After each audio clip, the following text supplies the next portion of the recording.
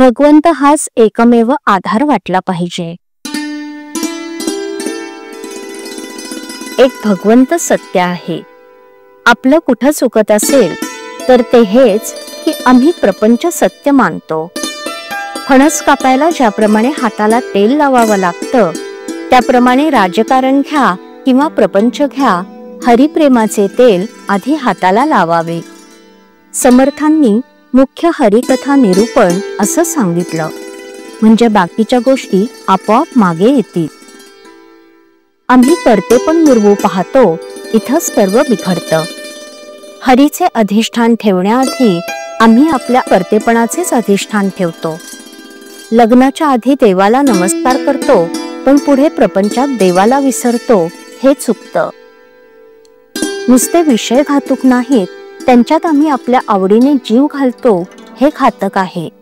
विषयाच्या ताब्यात जाणं घातक आहे। इमारत मोठी करावी, कळस सुंदर सोन्याचा करावा म्हटलं, पण पायात जर चांगला नाही घातला तर देऊळ कसं टिकावं? अमुक एका कार्याला कुणाची मदत नको म्हटलं तर आपण जे म्हणू ते व्हायला पाहिजे, ते होत नाही। तेव्हा मदत कोणाची तरी घ्यायचीच, तर मग आपल्यासारख्या बुडत्याची घेऊन काय उपयोग? भगवंताचीच घेतली पाहिजे।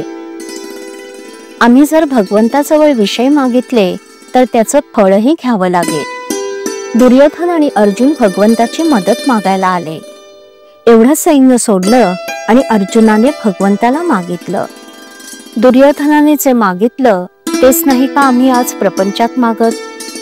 आमचं कार्याकडे लक्षच नसतं, सर्व लौकिकाकडेच असतं। मी दुसऱ्या कशाचाही नाही असं म्हटलं म्हणजे भगवंताला अनन्य शरण होता येतं।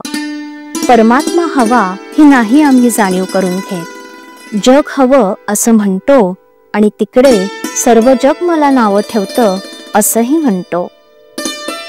मी म्हणतो जगाला नावं ठेवू द्या, पण राम काय म्हणतो इकडं पाहणं जरूर आहे। आपण परमेश्वराचे परमेश्वरालाच दिले तर कुठे बिघडले? जो दिसत नाही, भासत नाही, त्याचं हे सर्व आहे असं म्हणण्यात कुठं बिघडतं? ते म्हणण्यात जे समाधान मिळतं ते नाही आम्हाला समजत। खरोखर परमात्मा साक्षात कल्पवृक्ष आहे। आपण नेहमी चिंता वाहतो म्हणून तो आपल्याला चिंताच देतो। आपण जर त्याच्याकडे आनंद मागितला तर तो आपल्याला आनंदच देईल। भगवंताचा आनंद हा फार बलवत्तर आहे।